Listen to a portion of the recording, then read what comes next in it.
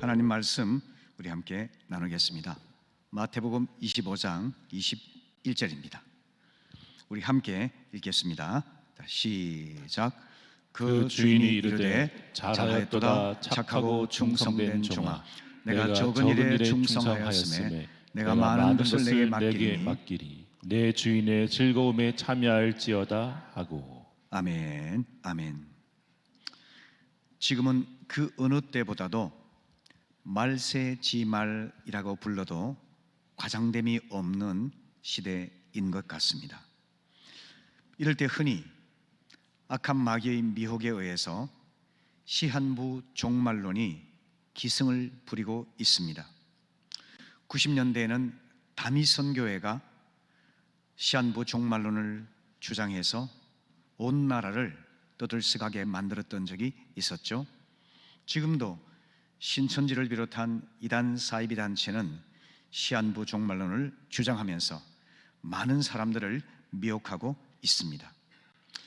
주님 재림이 임박했다는 강박관념에 사로잡혀서 세상을 염세적으로 바라보게 만들죠.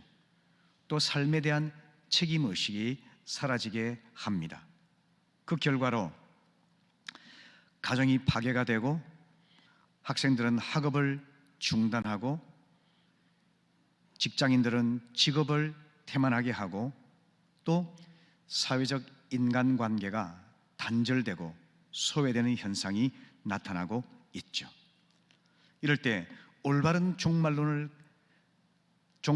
갖는 것이 정말 중요한데요, 바른 종말관을 가진 사람에게는 주님이 다시 오시는 재림이 인생의 파멸이나 세상의 파국이 아니라 완성이며 최고의 행복, 곧 지복의 사건이 되는 것입니다.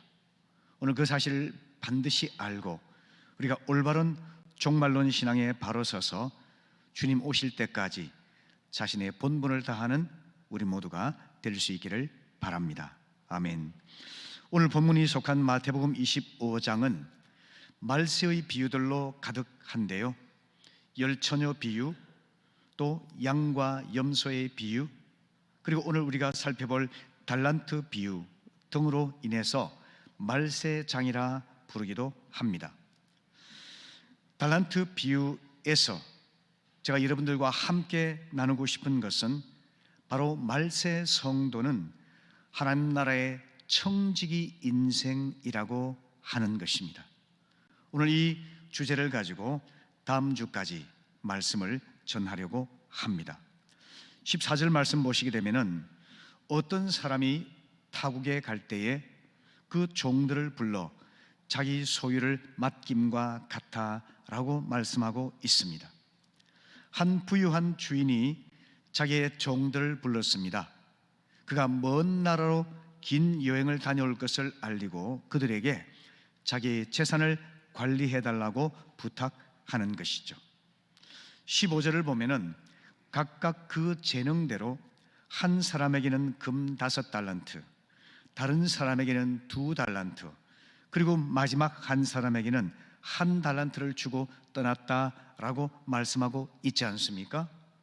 주인은 종들의 역량에 따라서 한 사람에게는 금 5달란트, 다른 사람에게는 2달란트, 마지막 종에게는 1달란트를 맡겼다고 말씀하고 있는데요, 16절에서 18절 말씀 보시게 되면은 5달란트 받은 종은 바로 가서 장사를 해서 100%의 이윤을 남겼습니다.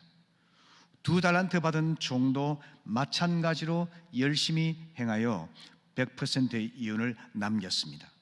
그런데 1달란트 받은 종은 땅을 파서 자신이 받은 돈을 감추어 두었다고 했습니다. 아마 추측하건대 장사를 하거나 사업을 시도하다가 주인이 맡긴 돈을 잃어버릴까 염려하는 소극적인 마음도 있었겠죠. 그리고 혹시 잃어버리게 된다면 주인에게 책망받을까 두려워했겠죠. 그래서 돈을 아무도 볼 수 없는 곳에 은밀하게 묻어두었습니다. 19절을 보시면은 오랜 후에 그 종들의 주인이 돌아와서 그들과 결산하였다라고 말씀하고 있습니다. 이 이야기를 통해서 우리는 주인이 여행을 마치고 돌아와서 그 종들과 결산한 것처럼 우리 주님께서 다시 오셔서 우리의 삶을 심판하시고 인생을 결산할 때가 반드시 온다는 사실을 다시 한번 깨닫게 되죠. 돌아온 주인이 어떻게 했습니까?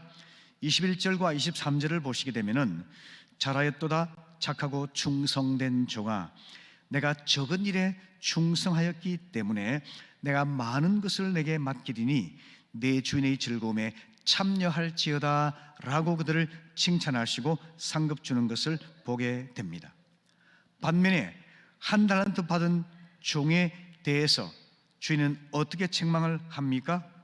그가 말하기를 주인이여 당신은 굳은 사람이라서 심지 않은 데서 거두고 해치지 않은 데서 모으는 줄을 내가 알았으므로 두려워하여 나가서 당신의 달란트를 땅에 감추어 뒀나이다 라고 보고를 하죠. 그는 주인을 심지도 않은 데서 거두기를 원하고 씨를 뿌리지 않고서도 모으기를 원하는 아주 인색하고 그리고 거짓된 사람으로 오해를 하고 있는 거죠. 뿐만 아니라 그는 자기의 맡겨진 책임을 태만하게 하는 근무 불성실도 행했습니다. 자기 달란트를 도둑맞지 않도록 은밀하게 땅에 묻어 감추어 뒀다가 원금 그대로 가져온 것이죠. 그에 대해서 주인이 뭐라고 말을 합니까? 26절부터 8절까지 보게 되면은 악하고 게으른 종아, 나는 심지 않은 데서 거두고 해치지 않은 데서 모으는 줄 네가 알았다 한다면 마땅히 은행에 돈을 맡겨서 원금과 이자를 받게 하는 것이 옳지 않느냐라고 책망을 하면서 그에게서 한 달란트를 빼앗아서 가장 많이 남긴 10달란트의 종에게 주는 것을 우리는 보게 됩니다. 그러면서 주인은 결론적으로 이렇게 말을 하죠. 29절과 30절에서 무릇 있는 자는 받아서 풍족하게 되고 없는 자는 그 있는 것까지 빼앗기리라 이렇게 말씀하시고, 한 달란트를 묻어뒀던 그 사람을 무익한 종이라고 책망하시면서 바깥 어두운 데로 내어 쫓아라, 그가 거기에서 슬피 울며 이를 갈게 되리라 이렇게 심판하십니다. 오늘 이 본문에서 우리는 오늘 제가 살펴보고자 하는 것은 달란트에 대해서 우리가 집중적으로 생각해 보려고 합니다. 신약 성경에서 달란트는 가장 큰 화폐 단위가 되겠는데요, 1달란트가 6,000데나리온입니다. 1데나리온은 일용 노동자의 하루 품삯이라고 그러죠. 그러니까 1달란트는 노동자의 15년치 이상 되는 가치를 가진 돈인 거죠.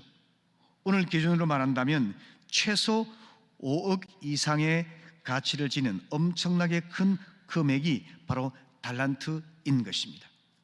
달란트는 영어로 탤런트라고 말하기도 하는데요, 이 단어처럼 이 달란트란 단어는 하나님께서 성도들에게 내려주신 영적인 은사라든지 그의 인간적인 재능을 나타내는 그런 단어입니다.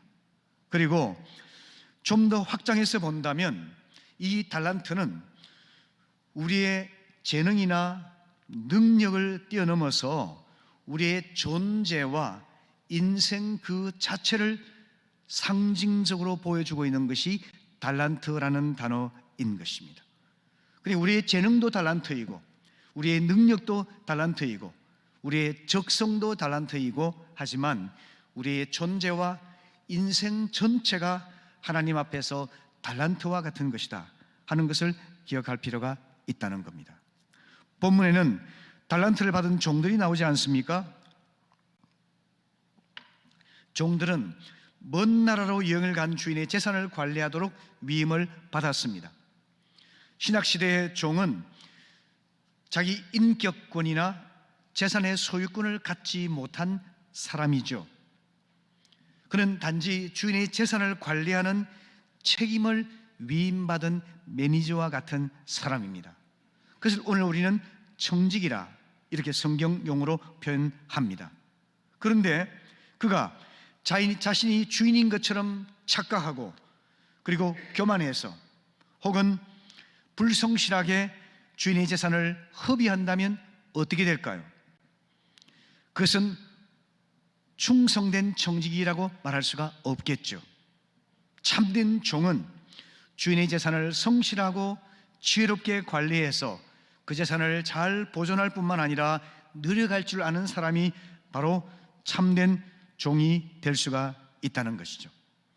바로 이런 이야기를 하면서 주님께서는 말세를 살아가는 성도들이 바로 어떤 존재인지를 우리에게 보여주고 있는데요, 우린 예수를 영접함으로 인해서 하나님의 영원한 자녀가 되었습니다. 이 영적인 신분은 결코 변경될 수가 없습니다. 누가 빼앗을 수도 박탈할 수도 없습니다. 그런데 우리가 하나님의 뜻을 받드는 소명적인 관점에서 본다면 우리는 하나님의 주인의 명령을 받들어 섬기는 충성된 청지기와 같은 자세로 살아야만 한다는 것입니다. 말세 성도가 청지기 인생이라는 사실을 깨닫게 된다면 우리는 어떤 자세를 가져야 될까요? 그 중요한 첫 번째는 그릇된 소유의식을 갖는 대신에 겸허한 위임의식을 가져야 한다는 겁니다. 내가 내 인생의 주인이라고 하는 생각, 내 돈도 내 것이라고 하는 생각, 내 재능도 내 것이라고 하는 생각, 이런 그릇된 소유의식을 버리고 하나님께서 나에게 이 재능도, 이 물질도, 이런 직업도, 이런 인생도, 존재의 전부를 맡겨주셨다고 하는 것, 이것이 바로 위임의식이죠. 내 생명이 창조주 하나님으로부터 왔고 하나님께서 위임해 주신 것이라는 겸허한 의식을 갖게 되시기를 바랍니다. 나의 건강도, 허락된 시간도, 소유한 재산도, 또 나의 직업도, 나아가서 내 인생과 내 생명 전부가 창조주 하나님으로부터 위임받은 것임을 깨닫게 되기를 바랍니다. 그럴 때 우리는 겸손한 자세와 성실한 태도로 청지기의 삶을 감당할 수 있게 될 것입니다. 오늘 우리가 살고 있는 시대는요, 자아 숭배가 극심한 세상입니다. 내 인생은 나의 것이라고 하는 그릇된 긍정심리학에 미혹을 받아서 사람들은 내 인생은 나의 것이라고 착각하고 그렇게 살아가려고 애를 쓰죠. 멋진 구호 아니겠습니까? 내 인생은 나의 것이라는 이 구호는 멋진 구호죠. 마치 아담이 미혹받았던 생명나무처럼 보암직하고 먹음직한 것이 바로 내 인생은 나의 것이라는 구호일 것입니다. 참으로 매력적으로 보이고 아름다워 보이지만 이것이야말로 우리 인생을 파멸로 이끌 수 있을 만큼 위험한 것임을 알아야만 할 것입니다. 그릇된 주인의식, 그릇된 소유의식은 우리를 주체적인 삶으로 인도하는 것이 아니라 자아숭배라고 하는 우상숭배로 이끈다는 사실을 꼭 명심할 수 있기를 바랍니다. 때때로 우리는 내 것이라고 생각해서 내 마음대로 사용하려고 애를 쓰기도 하죠. 내가 피땀 흘려 번 돈이니까 내 뜻대로 사용하려고 말이죠. 내가 어떻게 이룬 사업인데 내 뜻대로 운영하려고 말이죠. 내가 10개월 동안 품속에 안고 밤새 배 아파하며 낳은 자식이고 밤잠 설치며 기른 자식인데 내 뜻대로 소유하려고 하는 그릇된 생각 말이죠. 이런 그릇된 소유의식과 주인의식을 버리지 않으면 우리는 충성된 청지기의 삶을 살아갈 수가 없다는 사실을 오늘 이 아침에 꼭 깨닫게 되시기를 바랍니다. 한번 자신의 인생에 대해서 다시 한번 생각해 보십시오. 내 마음대로 할 수 있는 것이 과연 얼마나 있을까요? 여러분, 염려한다고 한들 키를 1cm라도 늘릴 수가 있을까요? 만일 염려해서 키를 1cm만 늘릴 수만 있다면 저는 밤새도록 염려하고 싶습니다. 나이가 들고 또 제가 척추 분리증이 생겨가지고서 그러지 않아도 작은 키가 더 작아졌어요. 이런 상황에서 제가 염려해서 키를 키울 수만 있다면 밤새도록 염려하겠습니다. 하지만 그렇게 할 수 없는 것이 우리의 한계이죠. 나이가 들면서 백발이 늘어가기도 하죠. 우리 김재춘 집사님 보십시오. 흰머리가 성성해졌습니다. 그런데 여러분, 염색을 해서 흰머리를 잠시 감출 수는 있지만 임의로 우리 머리카락을 희거나 검게 할 수가 있겠습니까? 우리가 통제할 수 없습니다. 우리 시간은 어떻습니까? 인생의 시간을 늘리거나 줄일 수가 있습니까? 불가능합니다. 우리 건강은 우리가 뜻대로 다스릴 수 있을까요? 최근에 우리 성도님들 가운데 중한 질병에 걸린 분들이 많이 늘어났습니다. 어제 건강하게 지내다가 오늘 아침 병이 들거나 세상을 떠날 수도 있는 것이 우리의 연약함이며 유한함 아니겠습니까? 우리는 한치 앞을 내다볼 수 없는 어리석고 유한한 존재입니다. 그렇기 때문에 우리 인간이 자기의 시간과 물질과 건강과 인생을 자기 뜻대로 통제할 수 없고 관리할 수 없다는 사실을 겸허하게 인정해야만 하는 것입니다. 그럴 때 우리는 나의 인생은, 그리고 나의 존재는, 나의 시간과 물질과 건강과 모든 것이 위임받은 청지기의 인생이구나 하는 것을 마음 깊이 깨닫게 되는 것입니다. 성도 여러분, 오늘 아침 이 진리를 분명히 깨닫고 내 인생은 창조주 하나님께서 소유를 위탁하여 맡기신 청지기 인생임을 깨닫게 되시기를 바랍니다. 언젠가 우리의 달란트가 소진될 날이 올 것입니다. 더 이상 주인을 섬길 수 없을 날이 올 것입니다. 그날은 바로 주인이 돌아와서 결산하는 그 날입니다.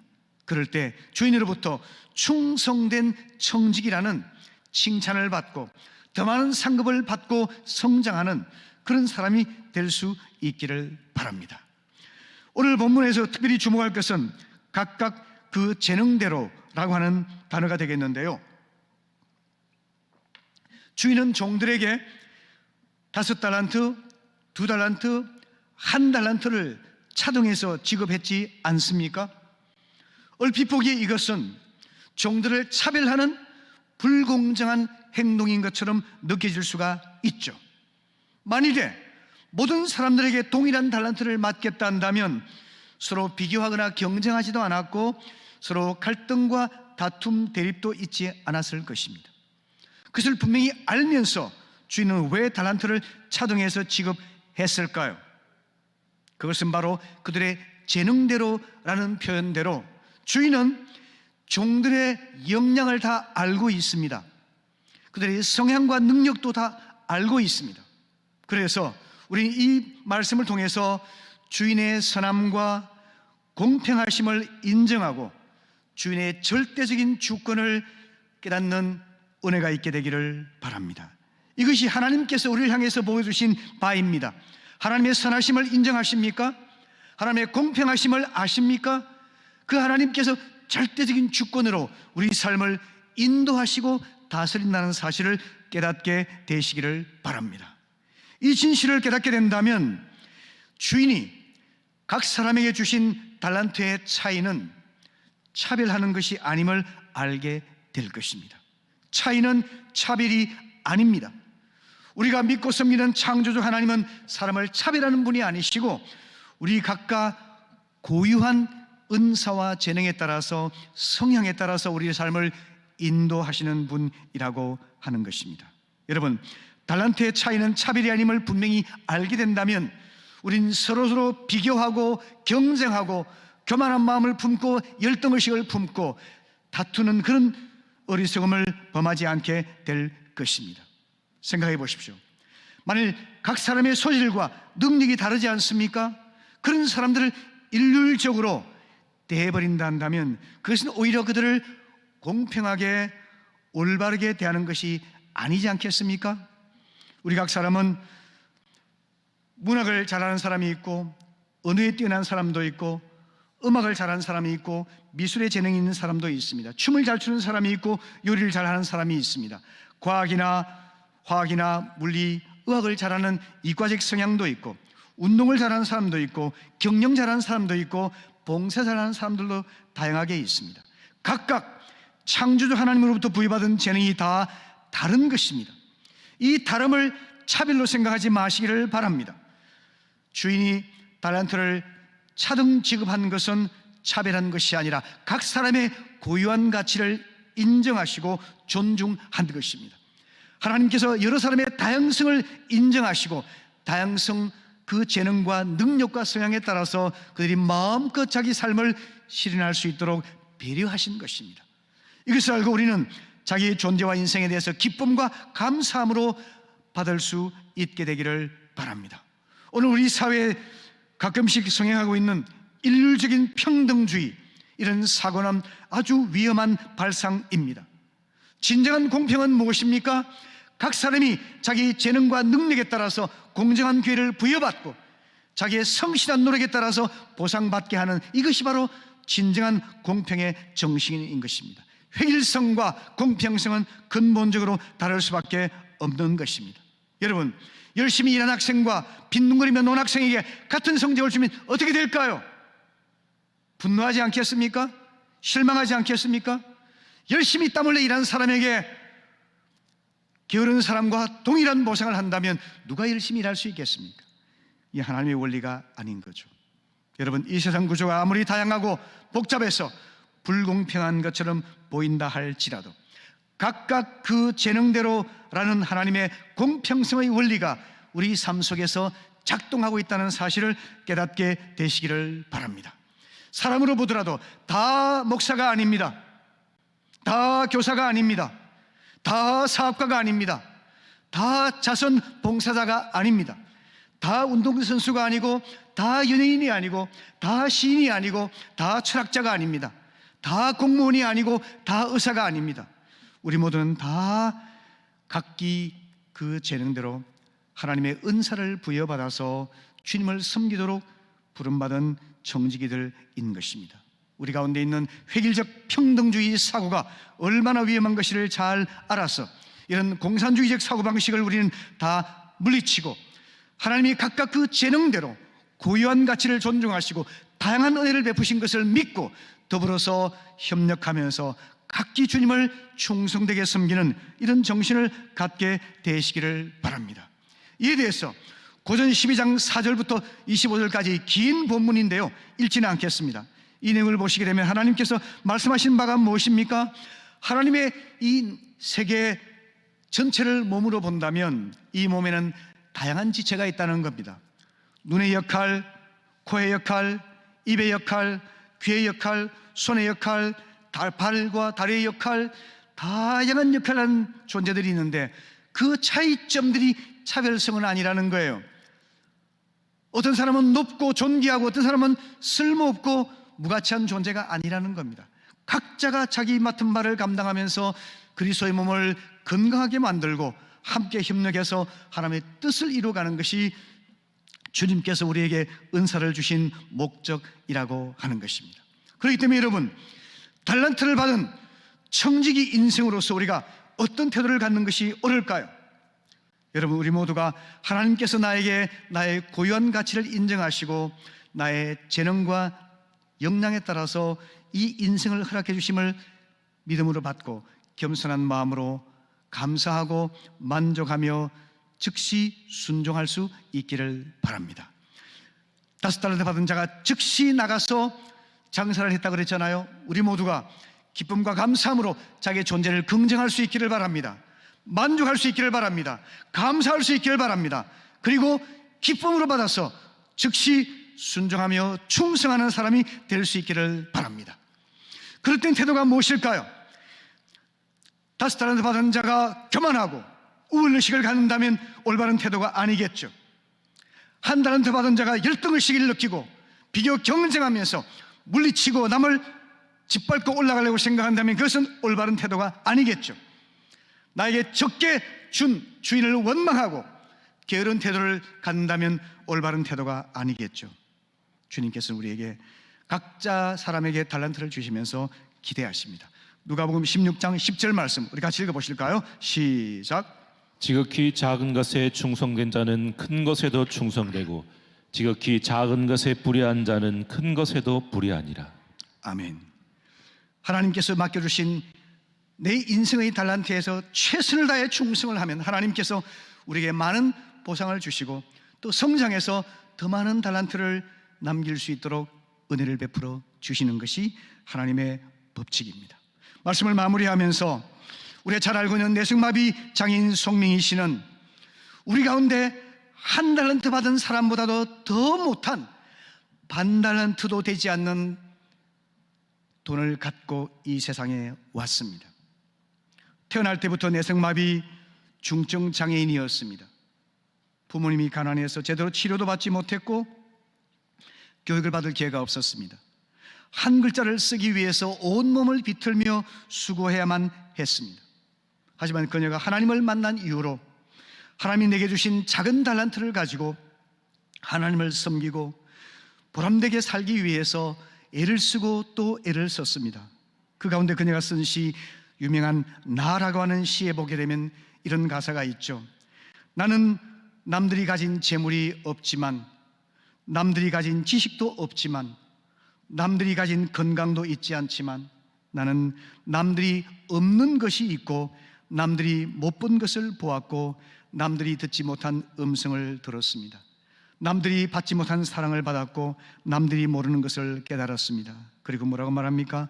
공평하신 하나님이 나에게 남들이 갖지 못한 것을 갖게 하셨다라고 고백하고 있지 않습니까? 성도 여러분, 공평하신 하나님을 인정하시기를 바랍니다. 하나님의 선하심을 인정하시기를 바랍니다. 하나님의 절대 주권을 인정하시기를 바랍니다. 그러므로 기뻐하고 감사하고 겸허하고 만족하면서 하나님이 허락해 주신 달란트를 잘 발휘해서 하나님의 뜻에 따라 선용하는 우리 모두가 될 수 있기를 바랍니다.